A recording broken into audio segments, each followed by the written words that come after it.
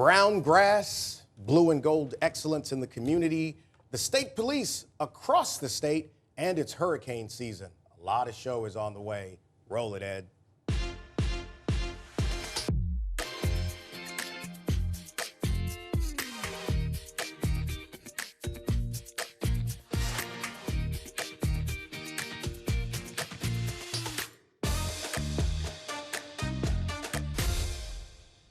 Did you know that this is episode 51 of the Clay Young Show?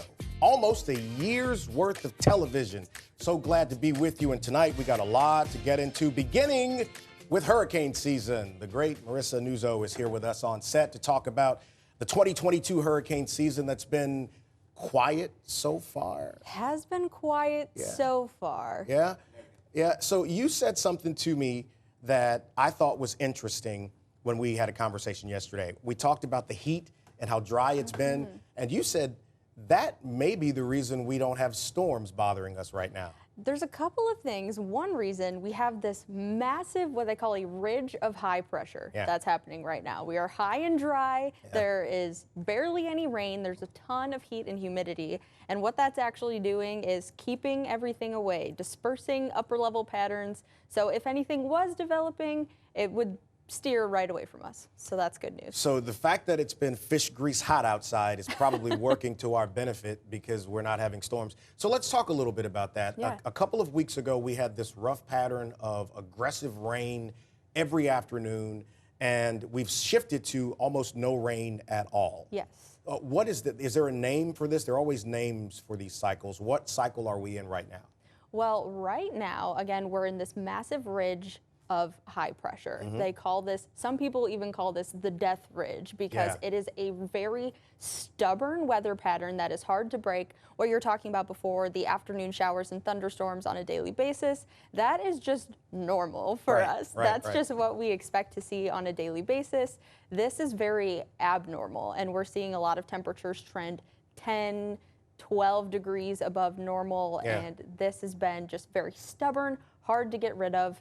End is in sight a little bit. So what about these aggressive patterns? You know, last year we had a hurricane season that really jarred a lot of us with, and even before then, the flooding rains and the winds and everything. Are we in some cycle that we'll get out of, or is this kind of thing here to stay? So interesting that you asked this. You have to remember that the Earth is a big closed circulation. So things that are happening in the Pacific Ocean, things that are happening in Africa and Asia, that all affects us here. So the pattern that we've been stuck in when it comes to the tropics is the La Nina pattern. Okay. Usually that means that we have really weak upper level winds and sea surface temperatures tend to be warmer. Those are the two things that hurricanes love. It's ingredients to start breeding these storms. So the second they're able to spin up, they have everything that they already need. They spin right up with no problem at all. And then if we have no high pressure keeping them away from us, they just end up right back in the Gulf. You told me before we started the show about Ida last year that we actually were more fortunate than we think we are, because the storm was supposed to do more damage to Baton Rouge and then took a jog in one direction and ended up, I think, going into Livingston Parish more. Talk about that a little bit. Yeah, if you look at the exact track of the storm from when it made landfall all the way through Louisiana into Mississippi, you can see as it goes just north of Houma, there's about a 15-mile jog to the east where the center of the storm makes a small curve, and it ended up going a lot closer to Denham Springs. A lot of the really bad damage ended up being in Livingston, closer to the Hammond area. That really, if that little 15-mile jog did not happen, that would have come right up through the city of Baton Rouge. I mean, we saw it for ourselves, trees down everywhere, power was out for everyone. And imagining that being even worse, it's kind of hard to picture what that would have could have or should have happened. You know, I know you as a meteorologist get asked all the time, what do you expect to happen? And you don't have a crystal ball, you just use your instruments and your training. But do you have an expectation for this hurricane season? Not a prediction, but just an expectation?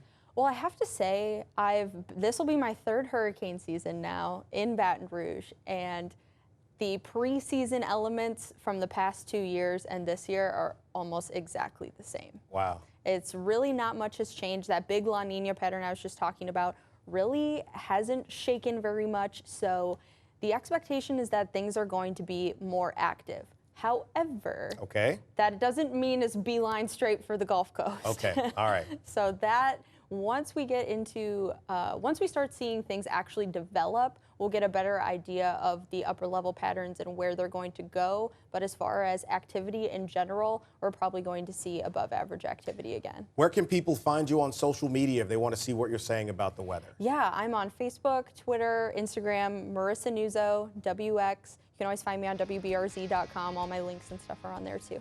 Thank you, Marisa.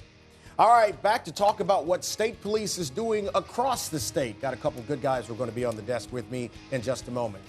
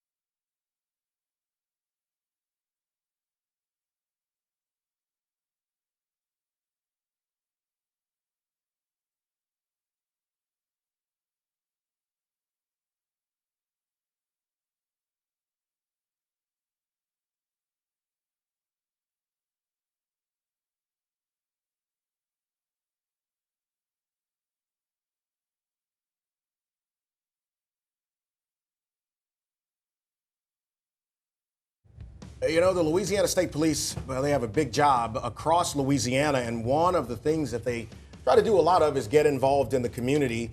Sergeant Dustin Dwight and Trooper Christian Reed are here with us in studio to talk a little bit about being in the community. Now, what does that look like for Louisiana State Police?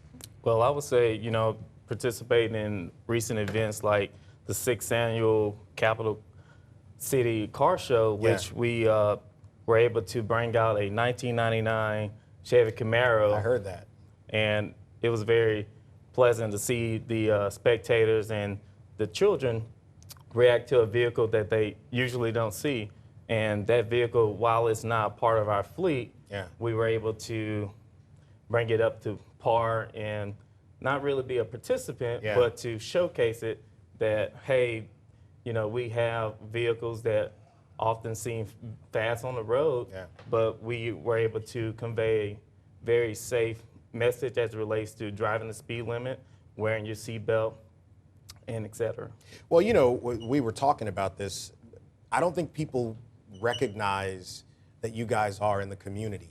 But I do want to ask a question. So if somebody watching right now is saying, are you in the community as a reaction to the latest news that's going on, or is this something you've always done? No, I would say state police has always been in the community. When you see state police, you usually would see them on the interstate. However, you don't want to see them on the interstate, but you do. As it relates to enforcement, but we've always been in the community. Whether that's participating in several events around the state, particularly in Troop A. I know state police was heavily involved in the boys camp that they used to have years back. And traditionally, we will have what is called Troop A Safety Day. Now, COVID has unfortunately allowed us to plan for what we will regain this year. Yeah. October 1st will be Troop A Safety Day. So, you know, we're excited to always be a part of the community and reach out to all areas. You know, you were privy to a presentation given by Dr. Kristie Perry, who's going to be with us in the next segment, about the public's interest in interacting with law enforcement, and that people in communities do want to know the men and women who patrol their areas. I'd like y'all to talk about the importance of that engagement to really build those bridges with communities that you serve. You know, I was super impressed by that presentation by Dr. Perry. It couldn't have been more. It was very refreshing to see her exuberance and how powerful I thought that her data that she collected was. And it showed that, and I don't want to step on her toes and try to explain her presentation too much, but it showed that these meaningful interactions with law enforcement are not only important for the community, but also for law enforcement. That's something that we need to have. I was struck by the fact that she said some of these, you know, the scale of the event is not necessarily as important as it is the quality of the interaction. Right. And in the group that you had in there, from Chief Paul, Colonel Davis, and all of them chiming in on these different ideas, you really have a good thing going over there with that. And you know, group. it's interesting because the perception of the community is one thing, but the reality, again, referring back to Dr. Perry's presentation, is that the inner city communities want to see diversity. They want to see more white cops too, which is something that I don't think people would assume. So I think you guys getting in the community is important. What's your number one goal? I got less than a minute. What's your number one goal in these community interactions? I would say our number one goal is to be interpersonal, to create a relationship with the community, to let them know, hey, we're human too. We talk with them. We want to build that relationship. And as you were talking about that data that was portrayed by Dr. Perry, I think it allows us to see that it is necessary. It's not our typical thing that we do, but it is necessary at this time to build the community, to create those relationships. Well, I'll get y'all back before the Troop A deal in October, man, so we could talk a little bit about that. Will y'all come back? Absolutely. All right, y'all heard us talking a lot about Dr. Perry. She's going to be on set with us. This is Devin Page Jr. You see his face. His grandmother is going to be back on the show with us next week to give us an update. We told you we would leave his picture here on the set until his killer or killers were found. Back in a minute with more show.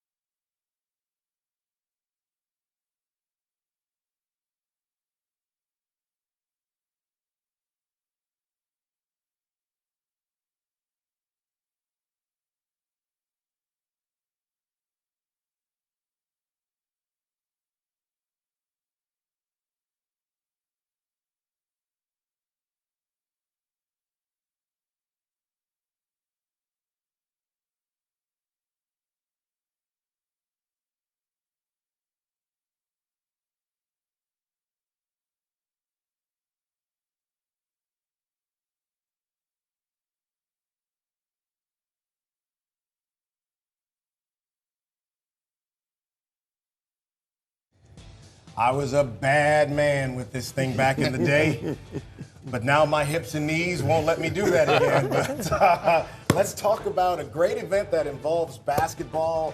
JJ Coleman with BRPD. Paul Jackson, my man, principal over at Scotlandville, and the aforementioned Dr. Kristie Perry here on set with us to talk about Patrolling the Goal. What is that? Yes, so Patrolling the Goal is a basketball event that we will be having on June 30th at Southern University in Seymour Gym. All right. And so it's going to be LA Cops versus LA Champs. Okay. All right, Paul, you know, back in the day, man, we used to get out there right now and we almost want to reach for the Ben Gate thinking about it right now. Yeah, hips, knees, ankles. Listen, sports provides an amazing bridge to get people to connect, communicate in so many ways. So tell me about your goal with doing this. So our goal was simple, and I believe it was Dr. Perry's brainchild, is just to get our community, our students involved in something positive where they were engaging with the police and it wasn't a confrontational matter. Yeah. You know, we have to say a special shout out to our coach, Carlos Sample, who just won his 8th state championship in 13 consecutive trips. So we were just really excited, you know, to have that opportunity. Well, you know, man, if Chief Paul had some coordination, we can get him out there with the kids, but we know he doesn't have it. And that shot was for free, too. But for you, for law enforcement, I know how hard BRPD works in the community. I don't think people realize that the police department is boots on the ground in different parts of Baton Rouge every week. That's correct. So why don't you talk a little bit about what you get from engaging the community and especially young African-American males? Yes. I do know that I'm part of the Community Service Division, and what we try to do is reach our young males, females, when they're at a young age, opposed to like when they're 6 or 7 years old, opposed to maybe having a conversation with them when they're 16 or 17. Right. And if we try to bridge that gap when they're young, the relationship is there, the rapport is there. They have a sense of understanding, hey, look, I remember that, hey, that used to be my coach, because as of right now, that's what I'm getting called on my days when I'm with Dr. Pierre whenever she has her events. We had a Kids Fest back last weekend at Scotlandville, and I saw a couple of kids that I knew from the community. Instead of them calling me Officer Coleman, they were calling me Coach. Right. So it does help when the community, law enforcement, we come together as one. Let the kids see us in a more positive way instead of whenever an incident is on their street or an accident or something has happened bad. Let them see us in a positive way. So the Law Enforcement and Criminal Justice Foundation has commissioned a couple of studies. One is conducted by LSU, the other is conducted by Southern University. Dr. Perry is the chief of that, and we talked in the last segment about your study. Yes. And I don't want to give it all away because we got this big public rollout, so we can't give them all, can't get all the cake right now. Okay. But one of the things you talked about was the intentionality of engaging the community in small groups. Can you talk about that a little bit? Absolutely. So one of the things we found when doing our study is that people were really interested in working with community policing, but we need to be a little bit more engaging. Okay. You know, it's one thing for the police to be at an event, but the intimacy of the police, how are they working closely with the community? Are you there just to be there standing around, or are you actively engaging and building trusting relationships? Right. Because what we found is that broken trust, and we see it on the media, we see it through all through the news, and we see what's happening here in our state of Baton Rouge. So there's broken trust. So the intimacy is very important.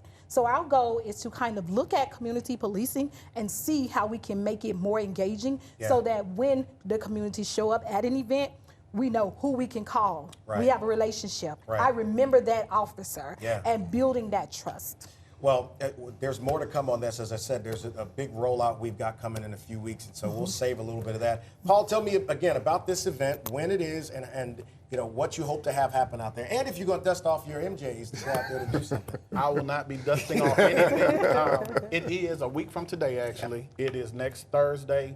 I believe it starts at 5:30. 6:30. 6:30, I'm sorry, at Seymour Gym on Southern University's campus. It will be our state championship team as well as Southern Labs that will come together and partner to play against law enforcement. We're really excited about it, really hoping the community is going to come out. We will have some halftime activities. Our cheerleaders are going to be there, so we're extremely excited. Any wager about who wins or whatever happens? like I said, my ankles and knees are dusty also. So hopefully some of our younger officers who love this game, I'm not gonna call it any names, hopefully they are gonna come out and show out. Well, look, we got 30 seconds for all the work you do. You know, we appreciate what you do at BRPD. Paul, man, I could spend the show talking about what you've been doing in this community for so long. And Dr. Perry, one of my favorites. I can't wait for us to roll out this research piece in a few weeks. Thank you all so much. Absolutely. All right. Thank you. I know that you have to be angry about your lawn because it's been so hot. I got a guy who's going to talk with you about what you may be able to do, and I'll be listening to him as well. This heat has just been disrespectful. Back with more show in just a moment.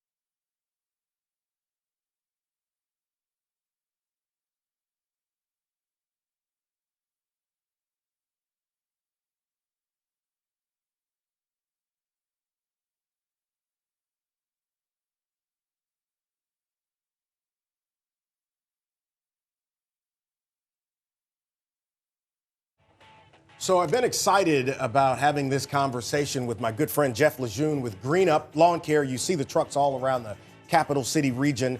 We started the show tonight talking with Marisa about this weather pattern that we've been in. It's hot. It's going to be hot for a little while. And Jeff, you know, people right now are concerned about what their lawns are going to look like. And I don't know, man. I'm fighting it in my yard. I know you're talking to people around the city. What's your best advice for people right now if their lawns are browning or if they have issues? Yeah, you want to make sure that you're not cutting it low. Yeah. You know, you can really do more damage now than any time. It's cutting it real low. You don't want to cut it low. You want to cut it high. You want to add water. You know, you want to water early in the morning. Right now, maybe 4 times a day. Yeah. I'm sorry, 4 times a week. 4 times.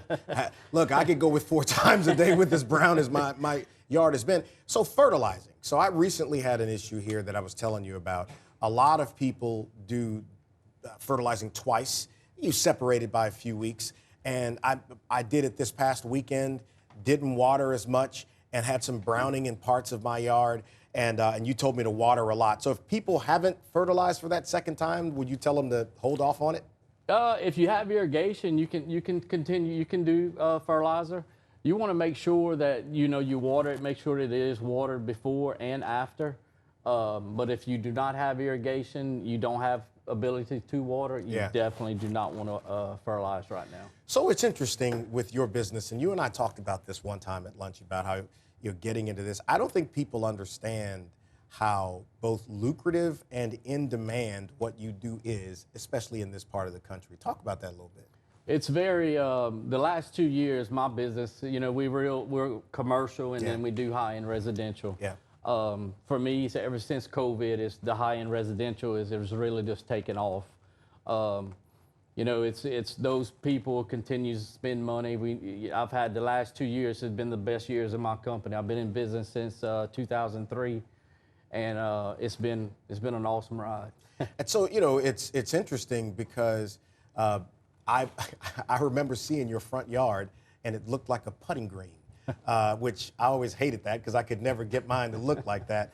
But, you know, the average tips you give people, if people are kind of yard junkies like me, you always want the grass to look the perfect shade of green. You want the flower beds to be neat and everything separated the right way. What advice are you giving people who work in their lawns? You want to make sure, I mean, you can do too much fertilizer. You want to make sure you just fertilize in your yard twice a year and at the right time. You don't want to, I always tell people we do all our stuff after tax day. So after April, after April 15th, you can start, you know, you can start fertilizing. And then you'd want to do it again later on into the season here. You know, just to have it good, healthy lawn, good root structure, moving into the winter months when it does go dormant on you. Now, what about treatment for everything from fungus to some of the issues that happen on trees? I remember we talked about this with crepe myrtles that I had at my house that y'all end up having to treat. What about that maintenance for lawn and flower beds and shrubbery? So on the maintenance of the lawn, you know, last year I think it was sod webworms were absolutely horrible. Yep. Horrible. Probably the worst I've ever seen it. Yep. I've been doing this since 1998, so it was the worst I've ever seen. But if you sprayed it, cross check is good. Tall Star, Bifin is the key ingredients in both of those. A high rate will take them out, but you have to be on your game and make sure you identify the problem. And then on trees and shrubs, you know, you want to make sure that you're spraying your trees and shrubs. The fungus is not really that bad this year because of the dry weather we've been having. Yeah. But if we do get into a rainy condition, then we will have a problem with fungus. But right now, it's insects, disease. You're dealing with spider mites, spiders. They're really bad right now. Yeah, and you know the problem is these patterns. Like we talked about, we had a few weeks where it rained torrentially for about 30 minutes every day for a couple of weeks, and then at least where I am, I haven't had a drop in well over a week and a half. So it just kind of moves everything around. What's your expectation for the way things are going to be going forward? Because the rain pattern, as Marisa said, is about to come back. Right. Yeah, and as Marisa said earlier, you know, it's towards the end of June, and we're 10 to 12 degrees hotter right now than we should be, you know, in another 30, 45, 60 days. So we in for a rough season. Well, I mean, it's going to make you some money, though. Hey, I'm ready. I mean, you know, it's definitely keeping us busy for sure. Definitely keeping the weather drives everything. You know, whether it's hot, rainy. You know, you're doing a lot of drainage. You're doing a lot of drainage work if it's wet. If it's rain, if it's not raining, if it's dry, then we're doing a lot of irrigation work. So. Well, look, we appreciate it. Green Up Lawn Care, you guys do a great job, and we'll be out there fighting in the yard as always. Thank you. All right, next week, 52 shows. We'll be doing that one. We'll be talking to Devin's grandmother about what's happening with his case. We look forward to talking with you then on the eve of Independence Day weekend. Y'all have a good weekend. See you next week.